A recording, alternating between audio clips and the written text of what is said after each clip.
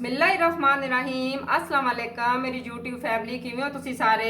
अल्लाह पाक तुहानू सारे हमेशा खुश रखे बाद रखे। अज मैं तुहाडे वास्ते जिहड़ी रेसिपी लैके हाजिर होई हां, लुगाठा दा मौसम आ चुका। तुसी देख सकते हो कि मेरे हाथ च बड़ियां खूबसूरत जियां लुगाठा ने। जी जनाब, अजकल बाजार च बहुत ज़्यादा खूबसूरत लुगाठा आईयां होईयां ने ते इन्हां दा पीरियड जिहड़ा ना बहुत कम हुंदा हैगा वे। थोड़ा जिहा साडे कोल आंदियां ने, शह हो गईयां, स्ट्रॉबेरी हो गई, शहतूत हो गए, यह मेवा जिहड़ा ना जल्दी दौड़ जाता है वे। ते मेरे चैनल ते ना जूस दियां काफ़ी रेसिपीज़ ने, मिल्क शेक भी ने, जूस भी ने, तरह तरह के मतलब तुम शेक देख चुके हो।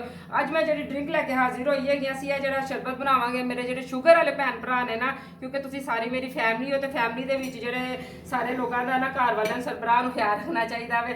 अज मैं शुगर वाले अपने भैन भरावां वास्ते रेसिपी लैके हाजिर हुई हाँ, लुगाट ने, और असी इन्हों का शरबत बनावे जोड़ा कि बहुत मज़ेदार है। मेरी छोटी भैन को शुगर हो चुकी है और मैं अजकल बड़ा गौर फिक्र करती रहनी हाँ कि चीज़ां ऐसियां हैगियां ने जिहड़ियां असीं इस्तेमाल करिए कि मतलब वो शुगर के नुकसान ना देन और साडी एनर्जी भी बहाल रहे।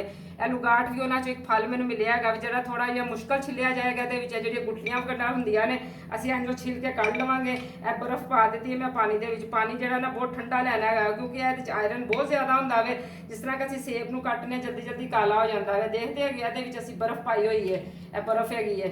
बर्फ इस टाइम मेरे को थोड़ी घट हैगी सी, तुसीं ज़्यादा बर्फ का इस्तेमाल करना। इस तरह असीं इन्हां छिल के इन्हों के सेंटर चो जो बीज ने कढ़ लेने है। ये असीं कोई चीनी का इस्तेमाल नहीं करांगे और मैं तुहानूं दसनी है शरबत किस तरह बनाना है। बड़ा इहदा आसान जिहा तरीका हैगा वे। बस पहले असीं सारा जिहड़ा ना मेवा छिल लवांगे।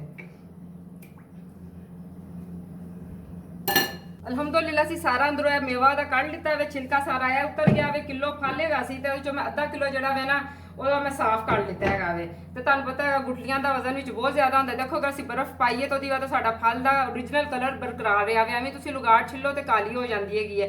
यह जी ट्रिक हैगी है, याद रखना। जख पानी जो तुसीं छिलोगे तो लुगाट उस तरह रहेगी। इहनूं असीं हुण जग च पावांगे।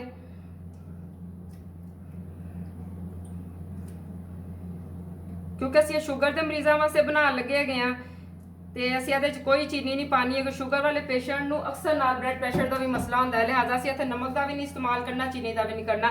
असीं स्पैशल ड्रिंक बनाइए शुगर के पेशेंट वास्ते। इहदे च असीं गिलास पानी पा दांगे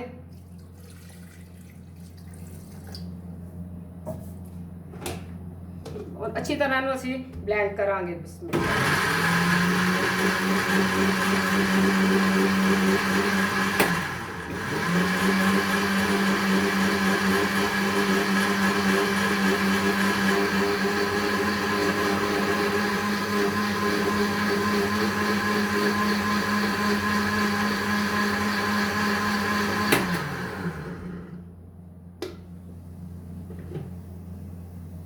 सारा जूस हम बिल्कुल रेडी हो चुका है। हम गिलासा च पाने हैं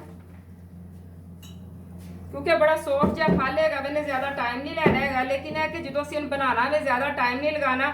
जिन्हों भी असीं पिलाना है प्लान की करनी है क्योंकि हुण इन्हें जल्दी ना काला होना शुरू हो जाना वे। असीं इस टाइम एको ही गिलास तैयार किया वे।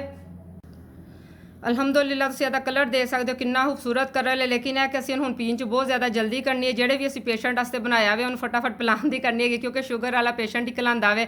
लेकिन हुण कहना नहीं चाहिए हैगा। स्पैशल मैं जो शरबत बनाया वे बहुत शानदार है। अगर दूसरे लोग भी पीना चाहते हैं, कोई ये नहीं है कि सिर्फ शुगर वाले ने, फिर तुसीं थोड़ी जी चीनी पा सकते हो, नमक पा सकते हो, काला नमक का इस्तेमाल कर लेने का टेस्ट बहुत ज़्यादा बढ़ जाएगा।